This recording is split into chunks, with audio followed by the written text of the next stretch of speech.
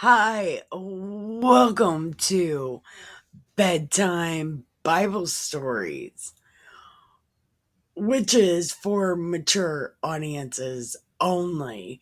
Viewer discretion is advised. I am your narrator on this here journey through the Bible from the Old Testament all the way to where we are now. So, if you've been on this journey with me, press like, and you're already probably subscribed, but make sure. And if you're new here, press like and also subscribe because we do this every day. We're trying to get through this Bible. So press like and subscribe. Then take your pills. Make sure you took your pills. We're super late. So just make sure you took your pills. Then pack your bowl. Grab your smokes. Make sure you're comfortable. So get comfortable and pack your bowl. Then grab your smokes. Get your bedtime beverage, your nightly reward for keeping people alive. Good job. Cheers. Now, let's smoke it, drink it, read it. We're going to have such a good time. All right. So, Sparta's in the Bible? No way. Sparta's in the Bible. How insane.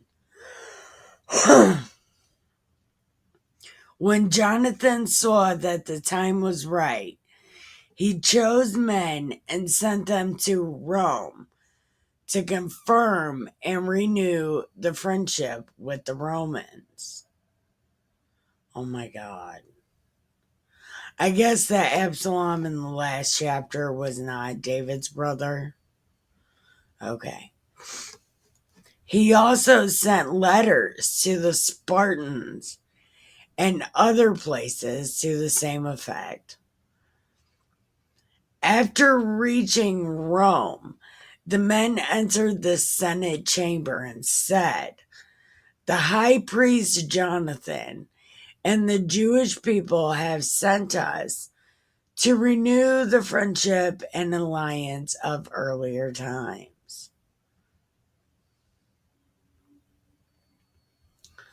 So this wasn't at the same time.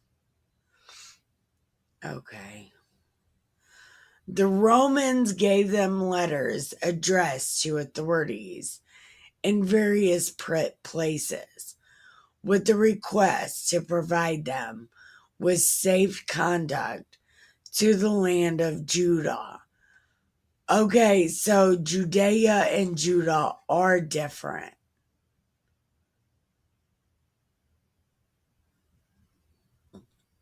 Well, I don't want to be. So Judea's different than Judah. Oh, I'm so confused. This is a copy of the letter that Jonathan wrote to the Spartans. Okay. Jonathan, the high priest, the senate of the nation, the priests, and the rest of the Jewish people send greetings to their brothers, the Spartans. Are they brothers, though? Okay, never mind.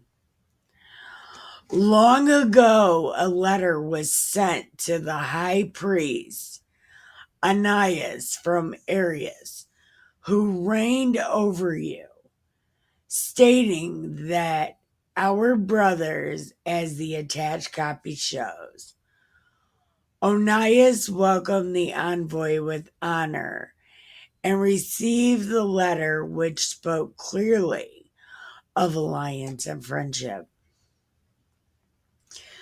Though we have no need of these things, since we have for our encouragement the holy books that are in our possession.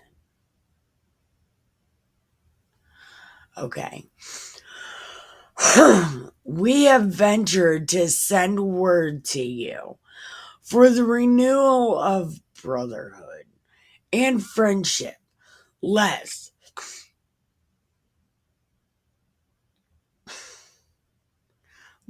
we become strangers to you.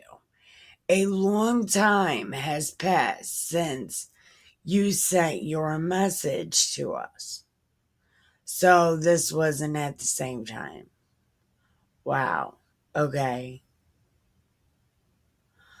But Jonathan was around when they signed that letter. But okay. We, on our part, have unceasingly remembered you and the sacrifices and prayers that we offer on our feasts and other appropriate days. How much do you want to bet that's not true?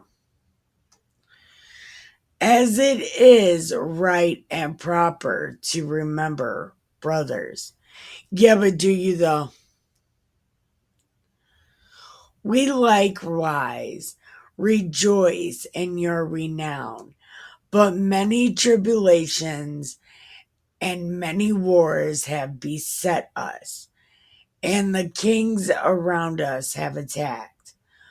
We did not wish to be troublesome to you and to the rest of our allies and friends in these wars, for we have the help of heaven for our support, and we have been saved from our enemies, and our enemies have been humbled.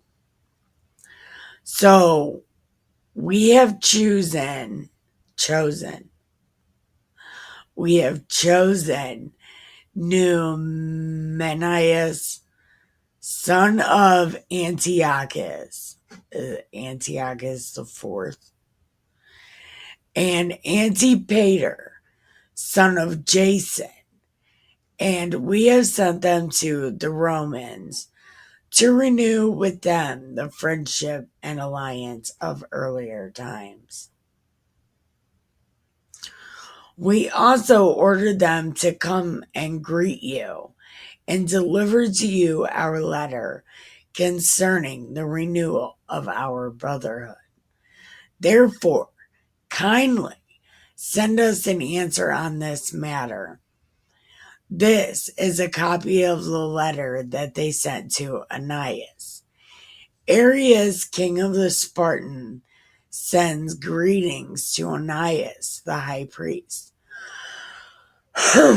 A document has been found stating the Spartans and the Jews are brothers, and they are the family of Abe.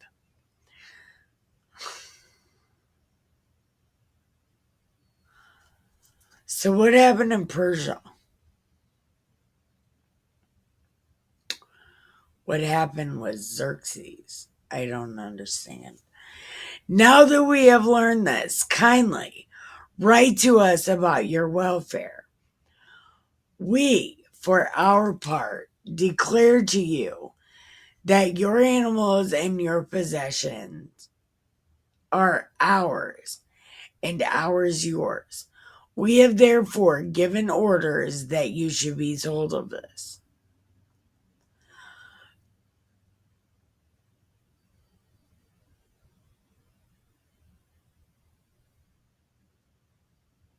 More campaigns of Garfunkel and Simon. I'm just kidding. When Jonathan heard that the officers of Demetrius had returned to attack him with a stronger army before, bitch, you think you would fucking learn, right? Are you gonna learn something? These motherfuckers. So he set out from Jerusalem and met them in the territory of Hamath. giving them no opportunity to enter his province. Like, bitch, bye. The spies he had set into their the spies he had sent into their camp came back and reported to him that the enemy were preparing to. That's a stupid sentence. Hold on. They told him the enemy was about to attack him that night. Therefore, when sunset, Jonathan ordered his men to keep watch with their weapons at the ready for battle throughout the night, and he set outposts around the camp. When the enemy heard that Jonathan and his men were ready for battle, their hearts sank with fear and dread. They lighted fires in their camp, then withdrew. But because Jonathan and his men were watching the campfires burning, they did not know until the morning what had happened. Then Jonathan pursued them, but could not overtake them, for they had crossed Eleutherus. So Jonathan turned aside against the Arabians, who are called Zabadeans, and struck them down and plundered them. Well, I guess when you get the urge, you get the urge, right?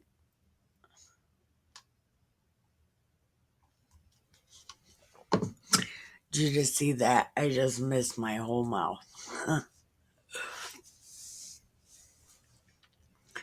Then he broke camp, marched towards Damascus, and traveled through the whole region. Simon also set out and traveled as far as Ascalon and its neighboring strongholds.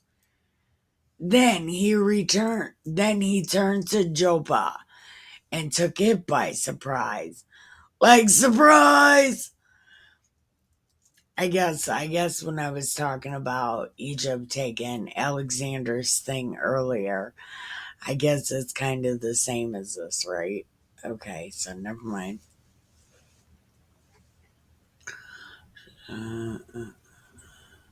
Okay, so it took her by surprise, for he had heard that its people intended to hand over the stronghold to the supporters of Demetrius.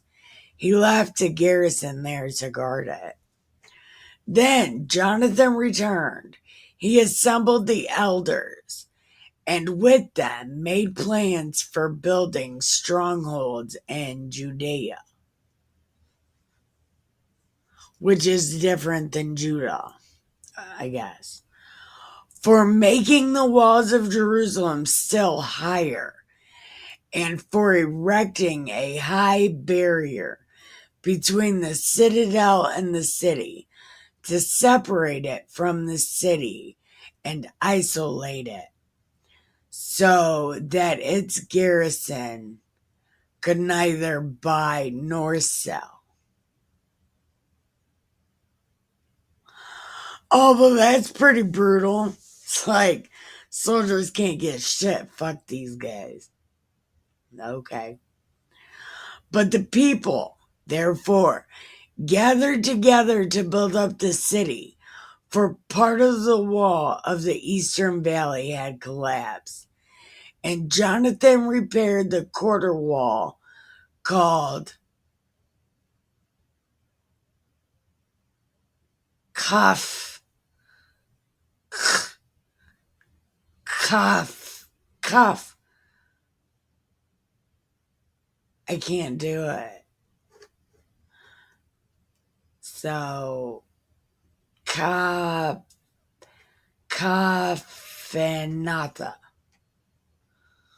Well, that's hard to say, even without the. Okay. That place is what it's called. Simon likewise built up Adiah and Shephelah and fortified it by installing gates and bars. Gates and bars! Okay, I'll be right back. Okay, so, oops. The next chapter is, or the next part of where we're at is the capture of Jonathan. Okay. Then Trypho. Doesn't that sound like an STD? Then Trypho sought to become king of Asia. He turned his head into a lampshade and no, wait a minute. Then Trypho sought to become KOA. Assume the lampshade and do violence to Antioch. It should be the third, but they call him the fourth. But he was afraid that Jonathan would not permit him, but would fight against him, looking for a way to seize and kill him. He set out and came to Bashan. Jonathan marched out to meet him with 40,000 fighting men and came to Bashan. But when Trypho saw that Jonathan arrived with a large army, he was afraid to do him violence. Instead, he received him with honor and introduced him to all his friends and gave him presents. He also ordered his friends and soldiers to obey him as they would himself. Then he said to Jonathan, "Why have you put all these people to so much trouble when we are not at war?